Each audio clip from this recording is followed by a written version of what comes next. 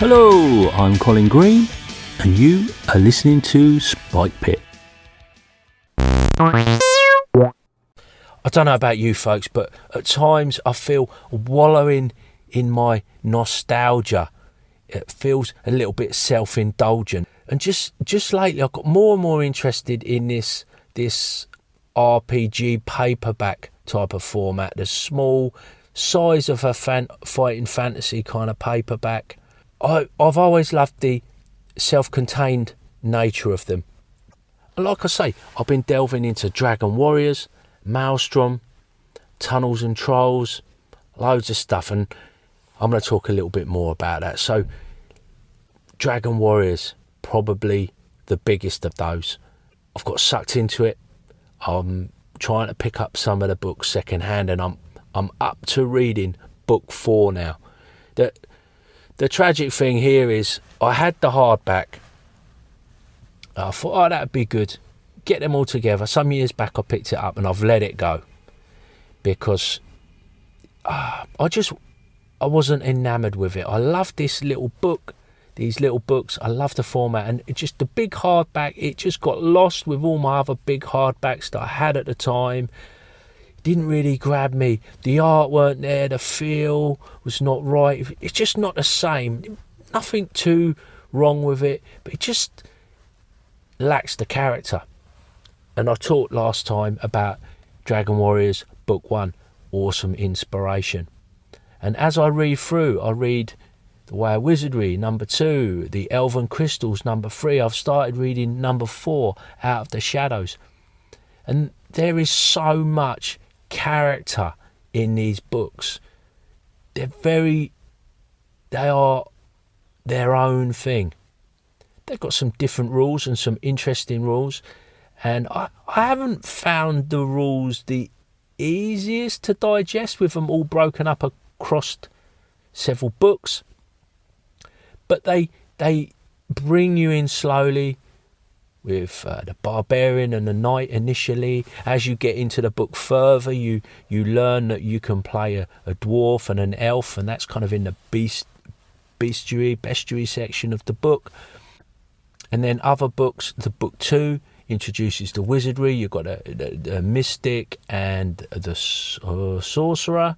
So you're kind of introduced, and then slowly it's drip fed. Later on they introduce an assassin and you get a couple of stats, and I'm just reading about that in book 4. But each of the books has these little adventures. Now, typically I'm not a great one for reading the adventures, but I'm coming to realise that in these books in particular, and you see it in Keep Off the Borderlands and in Search of the Unknown and the old D&D modules, there's some teaching within the modules and the adventures. So you get examples of kind of how the rules work, and you read about traps. And these in particular, the Dragon Warrior scenarios I've read, full of character. You get a real feel for the world, and it's got this real fairy tale, a little bit Arthurian, a little bit folkish, kind of English folk. It's quite hard to explain, but the language that's used and the descriptions of the places, and I'm getting a real enjoyment from the boxed text and just the descriptions and the characters that people meet in the adventures. And there's loads of like ghosts and undead and kind of fae weirdness, lycanthropes.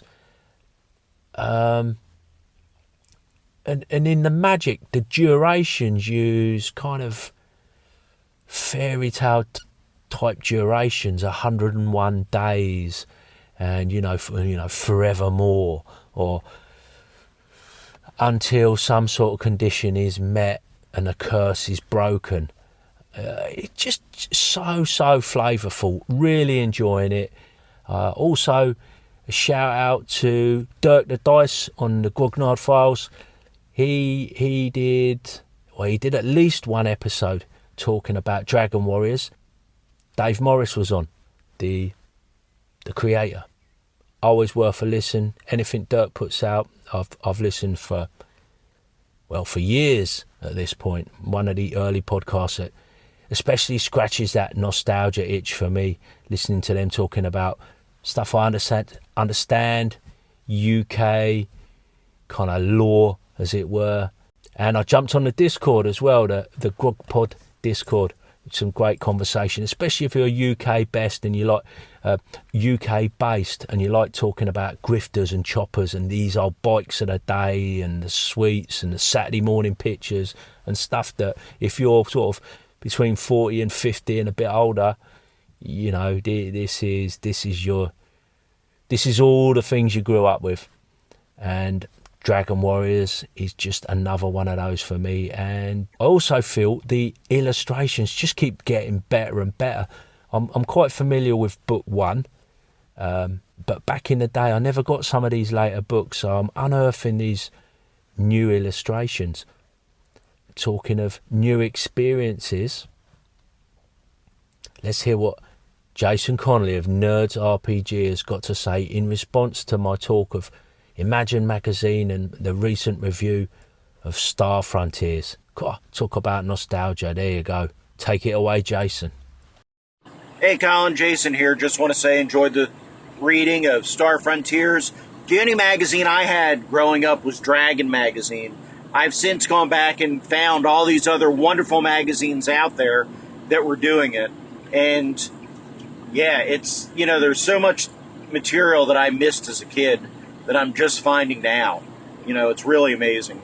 But we played Crash and Volturnus last year. Carl Rodriguez ran it, and it was a lot of fun. I think Star Frontiers is an interesting game.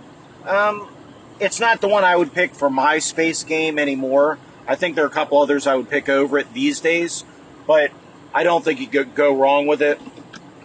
I do kind of think I would finish watching Robin of Sherwood and then reinvestigate it, though, just on the strength of that show. That's, you know, one of the very best depictions of Robin Hood out there.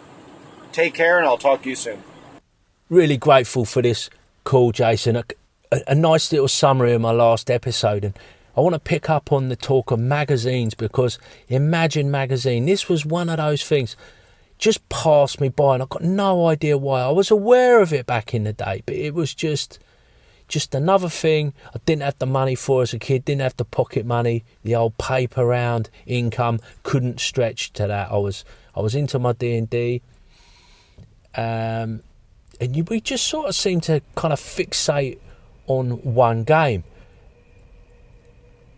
Having said that, it's never too late. So I thought, yeah, time has come. I've been looking at Imagine Magazine. I'm up to issue 3. I'm not going too silly because I'm reading Dragon Warriors at the same time. I'm reading other books that I'll come on to a little bit later. But Imagine Magazine, I feel issue 3 still finding its feet. It's so far there's been a Dungeons and Dragons adventure in each one. I'm quite enjoying the reviews and the letters pages, interesting painting articles. Mick Brunton, I believe, is the painter they use, and it reminds me of pouring through heavy metal, except the Imagine Magazine kind of weirdly doesn't have any photographs. I guess that's just to do with, I don't know, production costs at the beginning and technology, and photography being nothing like as straightforward back in the 80s as it is now. You know, not everybody's wandering around with a camera in their pocket. It reminds me of the old Citadel Compendium and the Citadel Journal.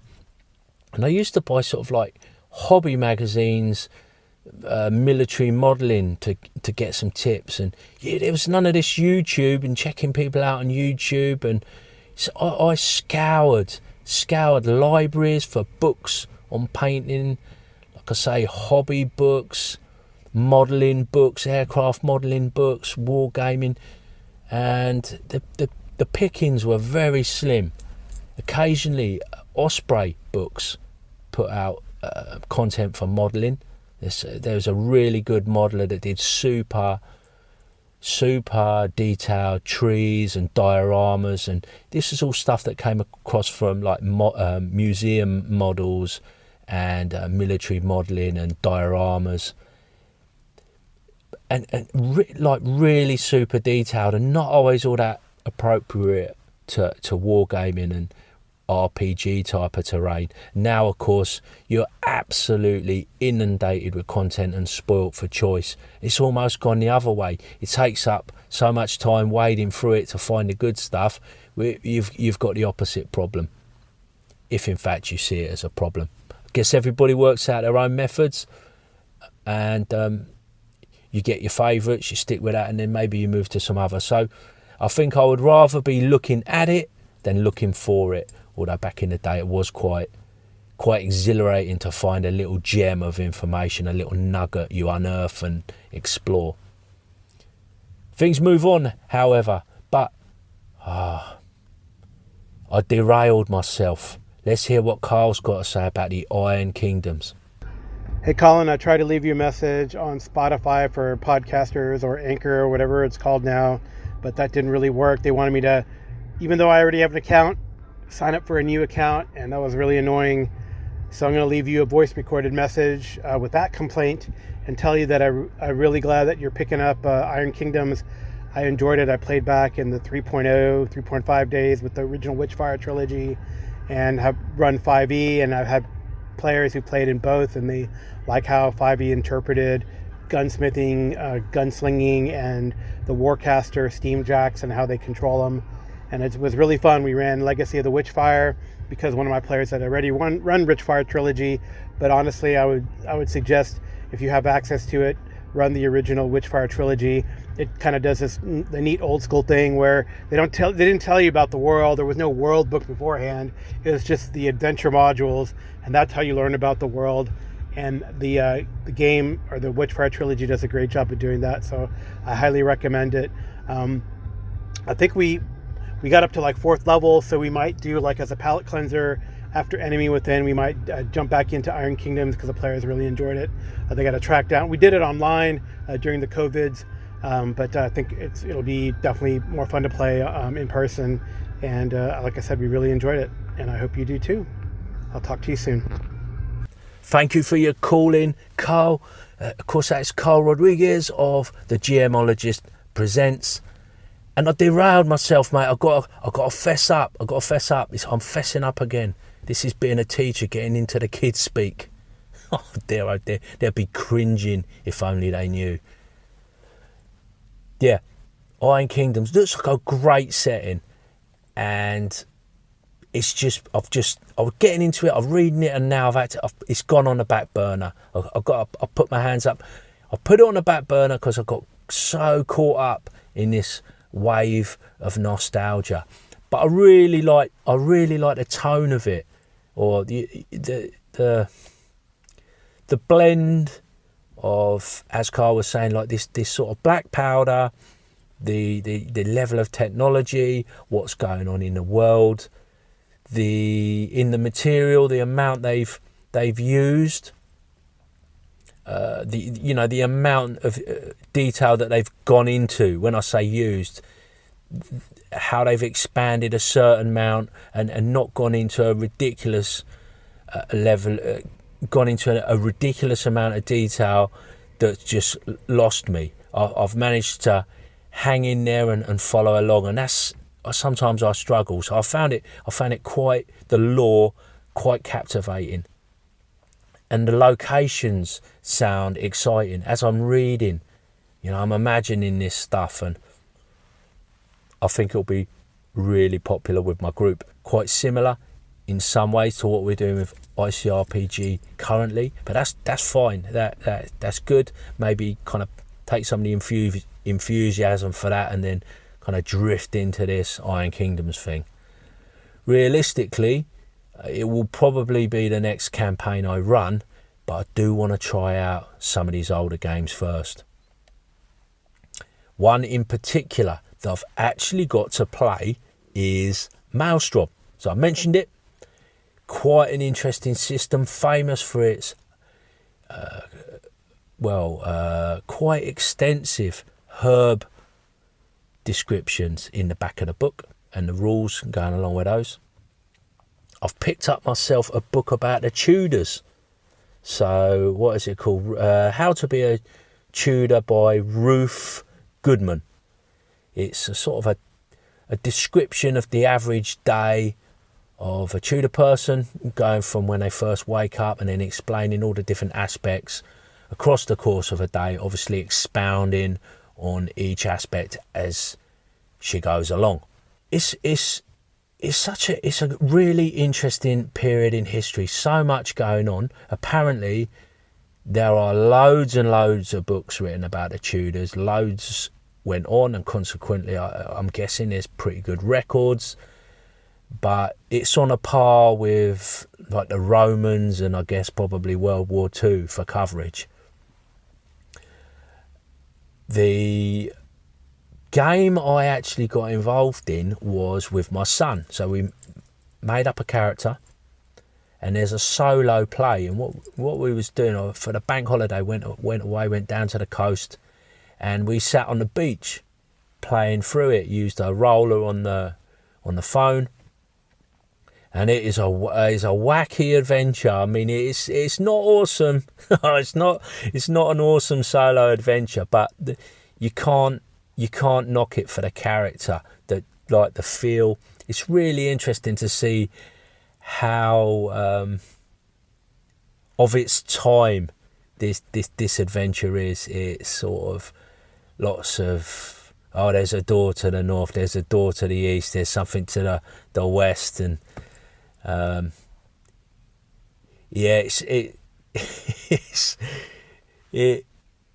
it's a funny one. It is a funny one. A description escapes me. I'm unable to explain. But what it is trying to run you through some of the rules. It's like a tutorial adventure, so it leads you by the hand.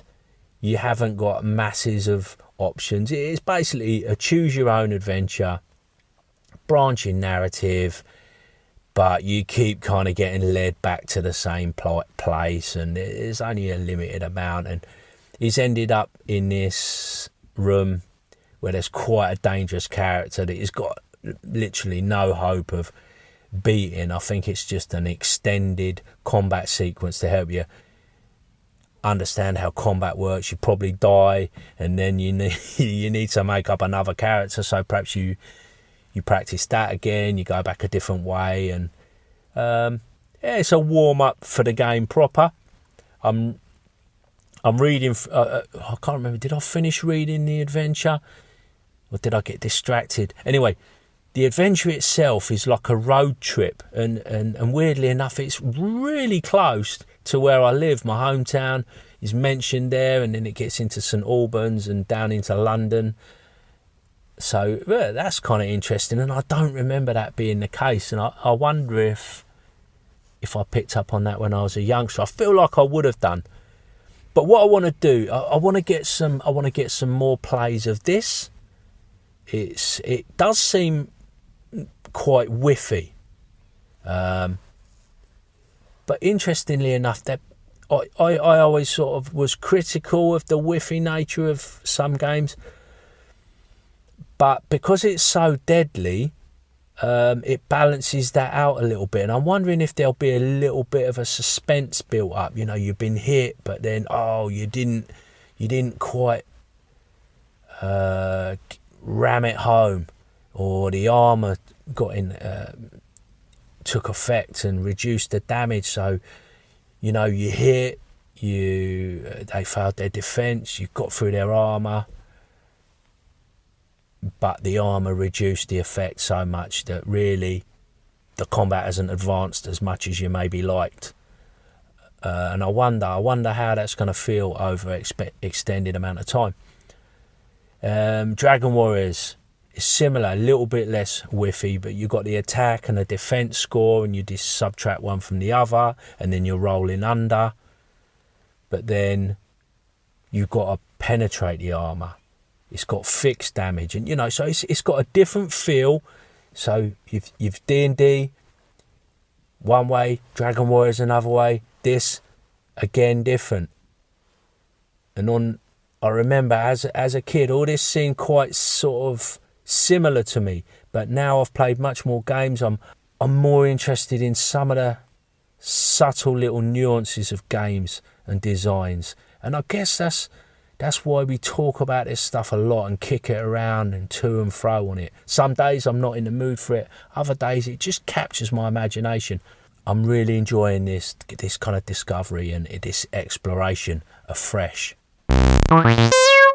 Oh yeah, I almost forgot. Yeah, Jason was talking about Robin of Sherwood. I've been watching loads of stuff. But yeah, it is awesome. I love it. That was just a bit of light relief. I'm going to get back to it this weekend. Love that show. I love the tunes. Love me some Clanad. And get some Clanad going in the background and really get into that nostalgia vibe. But that wasn't what I was going to say. That's just popped into my head. No, what I'm talking about is GW, Games Workshop, Warmaster. Warmaster. I never thought I would play that again. We've talked about it. It's one of those games. So the likes of Blood Bowl, Man of War, both got them back to the table. Now this is the third. This is the crowning glory. Warmaster. Played it yesterday evening. Elves versus Empire. Myself, Arfed, my youngest, met up, bust out the Warmaster figures, sat up the table, and it all came flooding back to me. And we are talking, that has got to be over 30 years since I played that game, and it all come back to me. I'm not saying I remembered the rules super well, but it felt really quite familiar. And I never played masses of it back in the day. It kind of came along as I was starting to drift out of the hobby a little bit. You know, I was at college going into university, and I was wargaming, but there was other stuff going on. I was liking sci-fi. I was playing Full Thrust. I think it holds up. It's very a mobile game. It's a 10mm scale. So you can get sort of like what feel like quite big armies. You've got a general, you've got a hero maybe commanding, you may have a wizard doing some commanding, and the command and control of the army is divided up. It matters where your heroes are. You've got this kind of grand strategy feel, yet it's quite tactical. You have to respond to an ebb and flow of battle. It's a lot about the maneuver and your timing. You have to make interesting choices about who's going to command who and when. Combats flow nicely. It's got a nice level of detail without being overwhelming in any way. I think it's a really nice rule set, and that's my initial impressions just coming back to it again after 30 plus years. A great game. If you're familiar with it, you should kind of know what I'm talking about, and I would love to hear from anybody who is playing or played Warmaster or any of these games mentioned. Call in. I'm kind of really eager to hear people's experiences, especially the likes of Dragon Warriors and Maelstrom. I'm really excited about them, but you can probably tell I really enjoyed my game of Warmaster.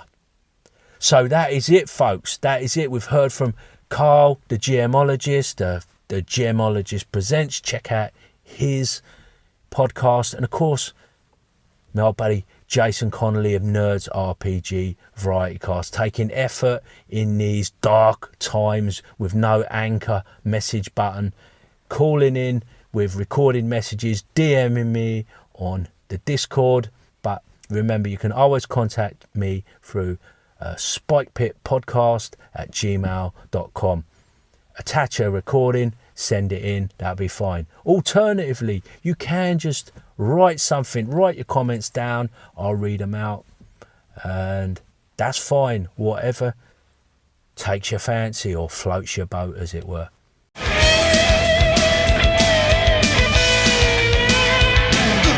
And that, as they say, is a wrap. Big thanks goes out to you, the listener, for taking a bit of time out of your day to listen to Old Spike Pit. Take care, and I'll catch you later.